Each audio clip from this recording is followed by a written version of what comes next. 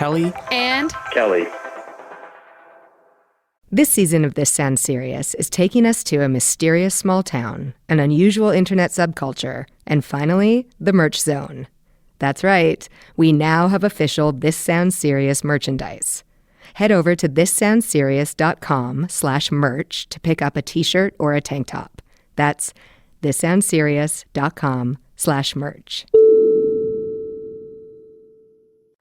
Previously on This Sounds Serious. Let me talk to Papa Don, okay? He'll believe me. He'll believe that the mayor killed my girlfriend. Why do you keep calling her the mayor? We all know she's your mother. I'm looking at the gun. Then I look over at Linda, and she's already one step ahead of me. What are you doing? Why are you coming at me? What? Stop! At about 1 a.m. this morning, the two remaining hostages here at the First Union Bank were seen running free from the building toward police. He did some naughty stuff and he had to be put in a big boy timeout. I guess I heard her name on TV, that she had gone missing recently. I mean, all in all, I kind of made the whole thing up.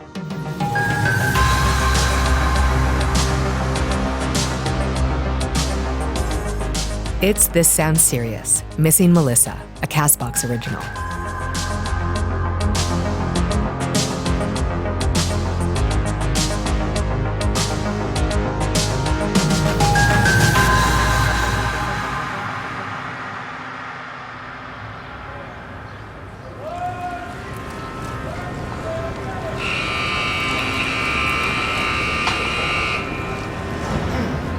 Right this way. Okay, great, thank you. And I'm standing outside the Eastern Oregon Correctional Institute, just outside Mission, Oregon, and about 125 miles north of Tom Day. So, they know, the warden knows I'm coming. I've made an appointment. My name's Gwen Radford. I'm with KZGB Public Radio in Minnesota. Stepping onto the grounds, you get the sense that you could be walking onto a university campus, if not for the lone guard tower in the distance and the 20-foot-tall, 3-layered barbed wire fences surrounding the entire complex. Open up! In front of me is the visitor registration building and main entrance. Hi. Yes, Gwen Radford. Hello, nice to meet you. Hi, nice to meet you too. Sorry about the gate there. That's all right. It's very secure. Yeah, well, we have to, it is a prison. This is also where Jimmy Klein spent the last 2 years for kidnapping, forcible confinement, and weapons charges after holding a dozen people hostage in a bank. Although he was released a couple weeks ago, I've come here to learn about Jimmy's time in prison. Art studios and classrooms on our left here. The inmates have a wide variety of learning at their disposal. Lots of subjects. Law, of course, very popular. That's Warden Greg Golden. Sculpting, drawing, magic, even magic. You name it, we got it. But we do have a great group of volunteers who come in and teach the inmates. Hey, Mr. Diggle, how's the ankle? Better. Oh, that's good. You keep walking around on it, it'll feel better in no time. Thank you. As he shows me around the prison campus, it was very apparent that he is liked by the inmates here at EOCI. Hey, thanks, guys.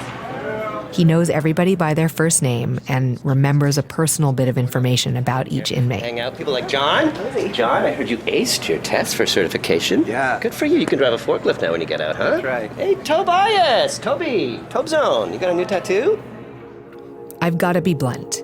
Prison is a total nightmare, especially for-profit prisons where the interests of shareholders are placed ahead of the inmates or society as a whole. That being said, it seemed like Jimmy was living in a pretty decent situation. While I was in Cell Block C, I got the vibe that I was visiting a small-town community center. Jimmy was always winning accolades for his leadership abilities. Did you know that his mother is mayor of Tom Day? I did. Yeah. So you could always tell that he has that inside of him, It's like in his DNA. Do you know if Jimmy ever spoke about his mother? Well, the prisoners have these group therapy sessions, but what goes on in there is strictly privileged information, right. Obviously. Yeah. And, While he was here, Jimmy befriended a graphic designer and painter named Stacy Suarez, who volunteered at the prison 1 day a week. So you'd be interested in this, actually. Those two started a podcast. Yeah, they recorded in our studio here, which we set up for them. Used to be a utility closet.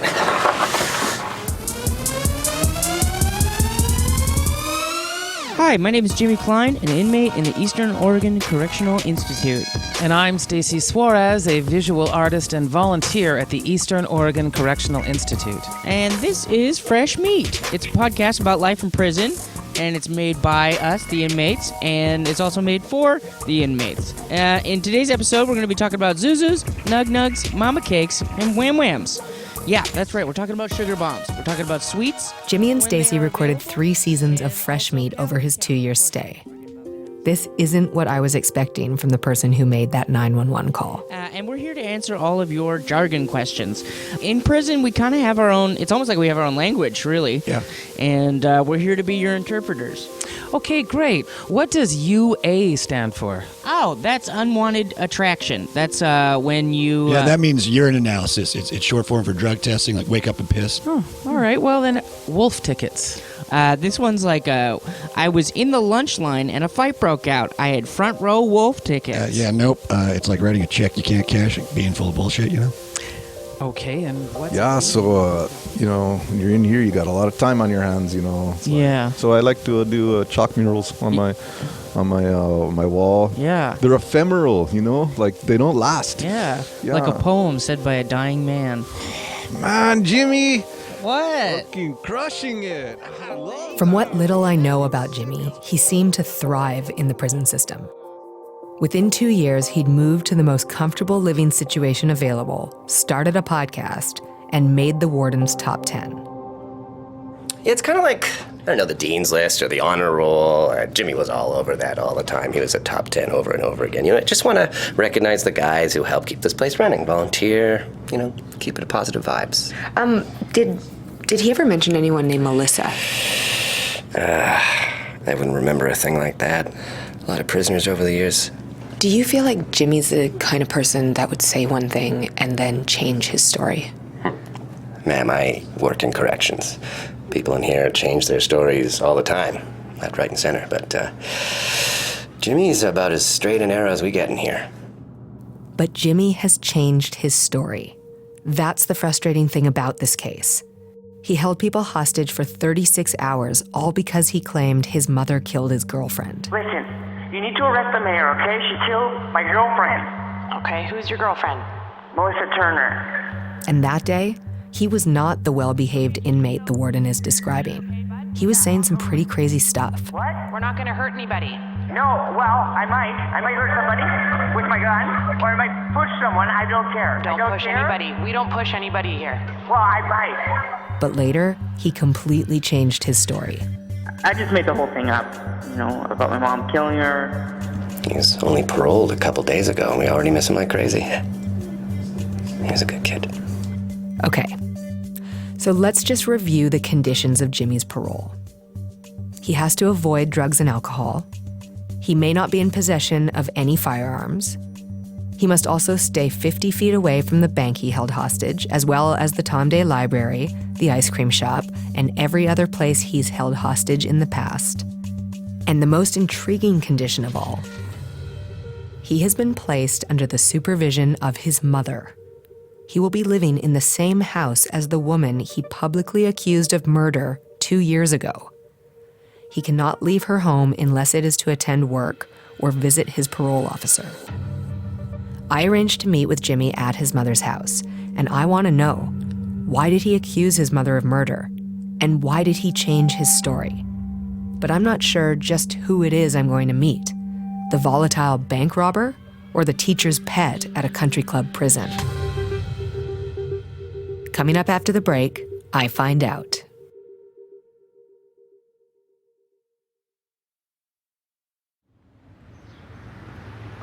I arrived at the home of Tom Day Mayor Rhoda Day on a Tuesday afternoon about 5 minutes before our scheduled interview time. Look at this place. Wow. A black Chevy Blazer was parked in the open garage. The license plate read 4 M-A-Y-O-R, for mayor. The white 2-story house looked to be about 100 years old, but still in pristine condition. It reminded me of childhood visits to my grandma's house. I rang the doorbell. The mayor answered and welcomed me in. Hello. Hi. You must Rhoda. be Gwen. I am Gwen. Nice welcome. to meet you. Thank you. I was struck by her smile. She had perfect teeth and a kind face. Very sweet. The next thing I noticed was her hair. It was like a dome, thick and red and straight to her shoulders. She wore big pieces of jewelry, rings, and a chunky necklace. It wasn't flashy, it was stylish. Oh, perfect. Good. Now, it is a shoes-off household. I hope you don't mind. Don't mind my socks. They don't match because I haven't done laundry. Oh, that's working, girl. She took my coat and handed me a glass of iced This tea. home. And there, emerging from the den, was Jimmy. Hi, Gwen. Oh, hi, Jimmy. Hello. Hey, how's it going? Good, good. It's nice to meet you, nice to finally. Put the face to for the phone call. Yeah, the phone call. Yeah, right. This is my boy. Hello. I see the Jimmy. resemblance, yeah. Aw, yeah, I know, right? My first impression of him was that he looked incredibly strong compared to the man I had watched on the bank security camera footage from 2 years ago. Yeah, okay. His chest was firm under his t-shirt. He'd lost his baby fat, and his arms were corded with muscle. Hey, I don't know if you can tell this because we only talked on the phone, but I just got super ripped in prison. And yeah, because there's not much to do there. It's kind of like just read or work out or read or study and then work out some more. So sorry if I'm a little jacked. I don't know if... No apologies. Yeah. He escorted me upstairs to his bedroom where he was living now. The first thing I noticed was the strong smell of vanilla in the air. Out the window, I could see the backyard, and it was starkly different from the front. There were no beautiful trees or garden. It was overgrown with weeds. There was trash and barrels and a shed that was in desperate need of a power washer. It made me wonder whether the house was a metaphor for Rhoda. Beautiful and welcoming, but covering up something ugly. So, wow. Yeah, this That's is a lot of photos. Yeah, it's the photo wall that I call it. As Jimmy showed me around, I noticed dozens of photos of him and his mother. Yeah. There's another photo of me and my mom. Yep. That's from a go-kart track. They were everywhere. This is another photo of me and my mom. This one's from a castle, a fun castle. And Rhoda is in all of them. I don't know why my mom puts up so many photos of us. Like, maybe it's her hobby or something. I'm not sure. Of course it's my hobby. We sat down in the front room for the interview. So, you ready to go, Jimmy? Yeah. I am too, Raren. Are you going to stay and join us for the interview? I think it would be best, don't you? Jimmy, if it's okay with you. Yeah. No, I just think it would be best for Jimmy, don't you, right? It's all right. Yeah, it works for me. You agree? Yes. Yeah. Of course. Okay, no problem then. So I asked them both about the day at the bank. Why had Jimmy said what he said? Right. Yeah, of course. I mean, I guess I felt like it came out, like the stuff about my mom killing my girlfriend before I could even think about, what I was saying. And it's like I was caught in a lie, and just had to keep the story going, or else I'd be found out. You see, Jimmy has a wild imagination, and I just think it got away from him.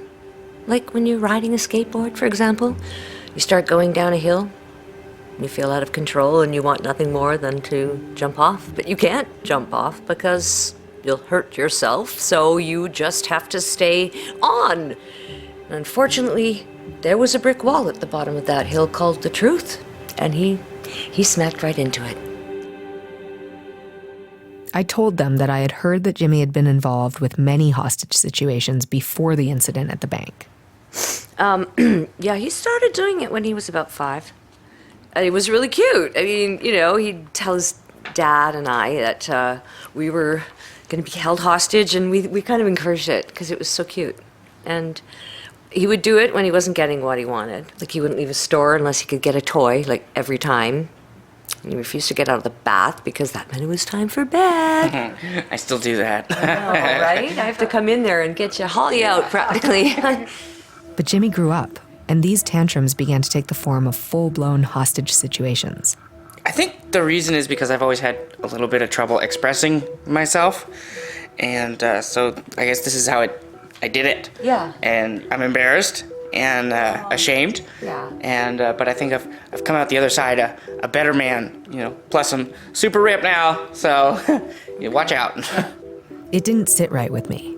All of Jimmy's previous hostage situations were a lot more innocent than the time at the bank. Let me explain to you how a hostage situation works. In general, they follow a few simple rules. Here's what I want. If I don't get it, there will be consequences. That's Tom Day Police Chief Paul Brand. So let's say, for example, bring me a helicopter with $20 million where I kill the hostages. Now, when Jimmy staged his hostage situations, they didn't follow this format at all. They were just kind of like little meltdowns. He didn't have any demands at all. Well, it wasn't until he walked into that bank 2 years ago. Also, this was the first time he brought a weapon with him. I asked Rhoda about her memory of that day. I should have been there. I should have been the negotiator. I think if I had been there and spoken to Jimmy, not just as a mother, but as a negotiator, I would have helped him off the skateboard, so to speak. And things wouldn't have gone the way they did. I admit I failed him. I did. But now I'm committed to being better. I think after thinking about it, I realized that I was angry at my mom that day. I think that much is true. I wanted to borrow some money so I could go to Portland because there was a convention there, and there was going to be people there that I wanted to see, girls and stuff. And what I meant to say was, arrest my mother. She killed my opportunity at having a girlfriend. But I left out, you see what I mean? I left out a few choice words. And you wish you had said them, right? I wish I would have said the full words. At this point, I decided that it would be best if I spoke to Jimmy alone. Oh, no, of course. Oh, no, of course. I think it's important that Jimmy tell his own story in his own words, and I certainly don't want to get in the way of that. And if either of you feel like you need me, I will be right outside, so don't hesitate to call. And this is when I noticed a change. Jimmy, who was just moments before very open and friendly, became incredibly closed off. He averted his eyes from me and delivered quiet, monosyllabic answers to my questions. So this will be simple. I just have a few more questions. Is that okay? Yeah, I guess so. It was like carrying on a conversation with a dummy after a ventriloquist leaves. But I kept asking questions. When did he decide to go to the bank? I don't know. Why did he bring a gun this time? To shoot. And then I asked him about the whole reason I'm here. Do you know Melissa Turner? No. Why did you say you did? I made it up. I do that. I make up names. Like Melissa Turner, Ted Turner, Kathleen Turner, Tina Fey, Flipper. Okay, well, I think that'll do it for today. I left their house feeling pretty low. All right, well, thank you so much. Great. Oh, I hope you got everything you need. Maybe I'd come all the way to Tom Day for no reason at all. As a journalist, sometimes all you have are your instincts, and when they steer you wrong, you can really start to doubt yourself. You follow your nose, but you end up chasing your tail. But this isn't about me. It's about Melissa. We send out bulletins to every police department in the region, but I don't know if anyone looks at them. They just pile up. That's Detective Philip Moore. He works for the police in Twin Falls, Idaho, where Melissa went missing. Like J. Crew sends me 5 emails every day, and they all say the same thing, 40% off. At a certain point, you just ignore them. Did we talk to any other police departments about Melissa Turner? No. That's Chief Brand from Tom Day PD again. But here's how it would go, Gwen, if I did. Ring, ring. Yes, hello. Other town police? Speaking. There's this weird guy in our town who always says weird things, and he just said another weird thing. Do you know anything about that? No, sure don't. Okay, thank you. Click. So yeah, we just chalked that one up to Jimmy being Jimmy. How can a woman go missing in one town and the next day she's named as a murder victim in a town 5 hours away, and the police departments involved don't even talk to each other? This is another example of how the system failed in this case. And as discouraging as this is, it makes me think that maybe I'm onto something. If I'm the only person to connect these cases, maybe I'm seeing something nobody else does. And there's a reason why I'm supposed to be in Tom Day. By the way, you've probably never heard of Tom Day before, so listen to this. Tom Day, Oregon. You've probably heard a lot about us. Good things, bad things, medium things. This is a promotional video made by the town about 20 years ago. Maybe you've heard about our high school, Grant Union, and how we took fourth in the region in junior varsity football 4 years ago. Or maybe you've heard about our award-winning aquatic center with a working wave pool. Or how we have over 13 murals painted all over town by some of the finest artists in Tom Day. If you've heard about us, you've probably thought about us. Let's keep thinking. Back then, they were trying to court Palm Pilot to build a factory here. People from Tom Day love high tech, and I can speak on good authority because I'm the owner and proprietor of Tom Day's only internet cafe. If you don't remember the late 90s, Palm Pilots were these handheld electronic devices that had a calendar and a notepad. They were a precursor to smartphones. A factory would have brought hundreds of jobs, which would have been huge for a town of less than 2,000 people. And there's more. Plans are in the works for a new 6-lane highway to connect Tom Day to Eugene, Portland, and even Boise, Idaho. Take it from me, I'm the mayor. Tom Day, a great place for a factory. The video shows Tom Day in the best light imaginable. The streets are bustling, the colors are vibrant. Everybody who was anybody in the town turned up to be in the video. But as I walk around Tom Day now, I see just how beat up the town is compared to how it was depicted in the video.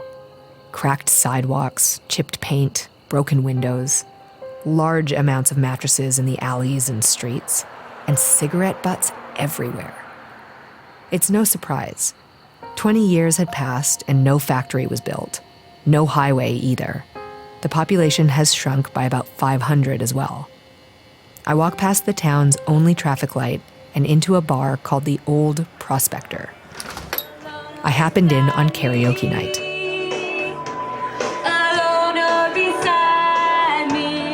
It was bizarre, to say the least. As I walked in, I passed through a wall of cigarette smoke.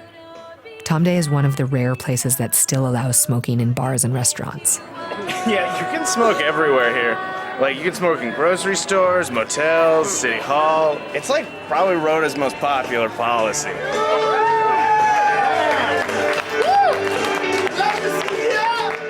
I managed to strike up a conversation with 3 locals sitting at a table near me: Blaine, Kevin, and Bethany. I mean, yeah, like, Rhoda's a real piece of work. I probably shouldn't speak too loudly about it. As you may have gathered from her name, Rhoda Day is a direct descendant of the town's founder, Tom Day, who was a trapper in the 1800s. Her father and her grandfather were mayors too. According to Bethany, a third of the town's residents can trace their roots directly to Tom Day.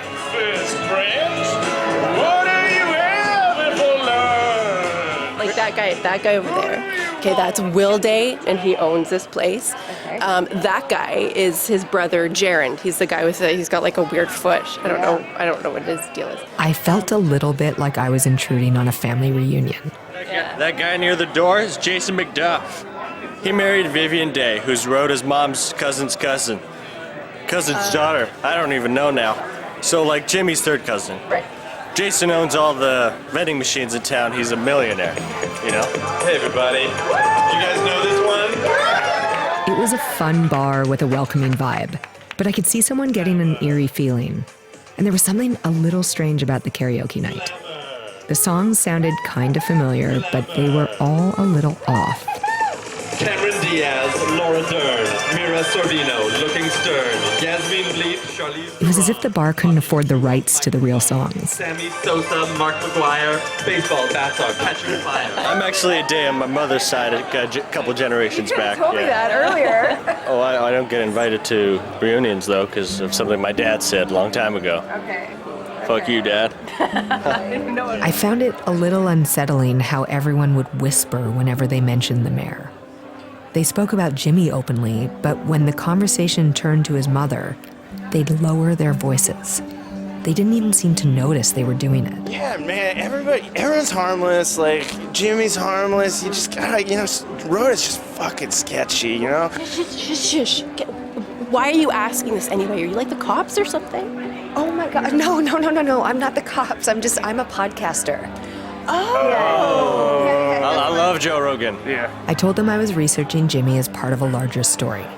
And that's when Bethany told me about Rick. Oh my God, if you're doing a story on Jimmy, you really should. If anybody knows about Jimmy, it's Rick. He's known him since fucking, I don't know, high school or something? Yeah, definitely talk to him. I think he's in fucking Portland. Totally superficial.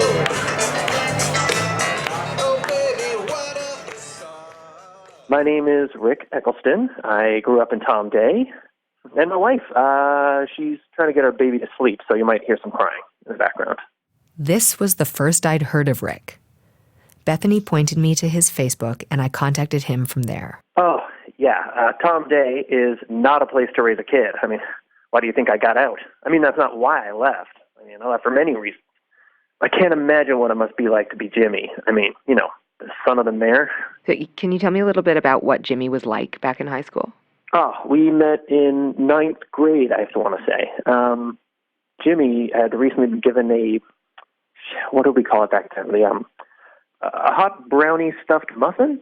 That's where you take a handful of mud and put it down the back of somebody's pants, and then you give them a wedgie. Just drive it straight into the zone. Everybody bullied him. Everyone.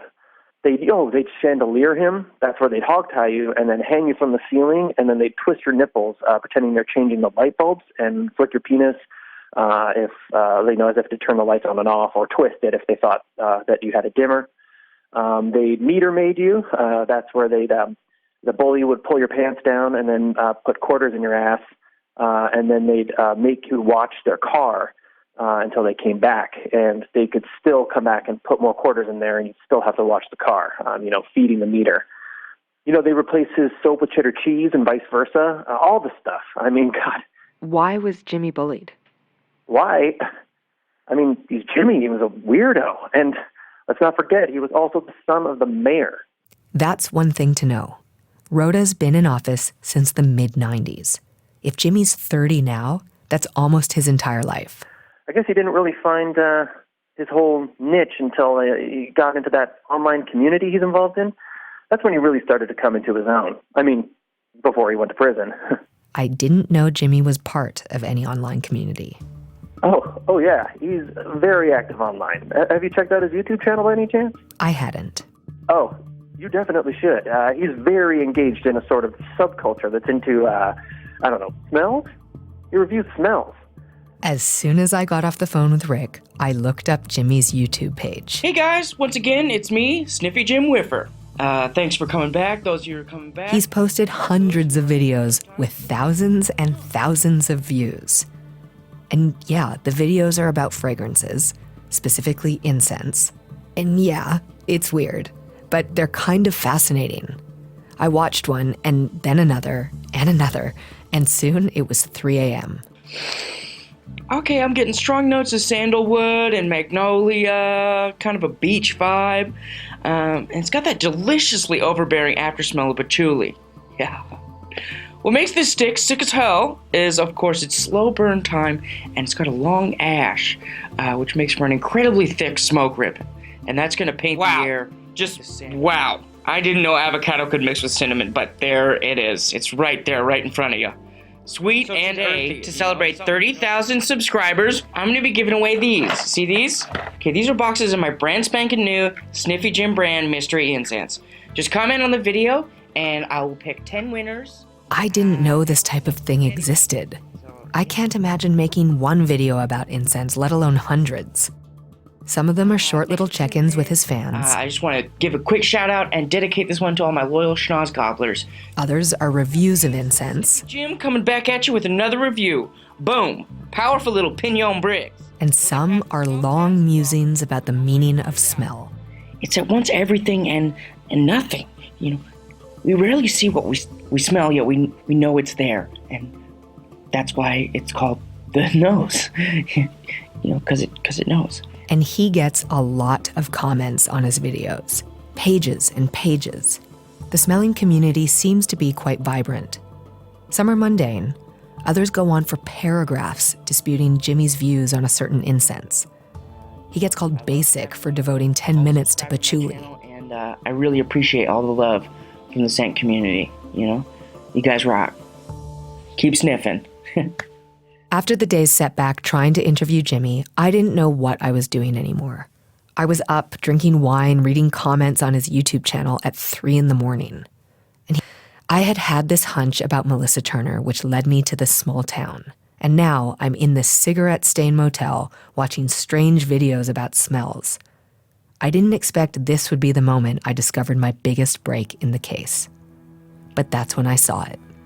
One simple comment about halfway down the page on a video Jimmy posted announcing that he was trying to make his own vanilla incense. The comment reads, "Wow, I can't wait to smell that in person. See you soon, smiley face."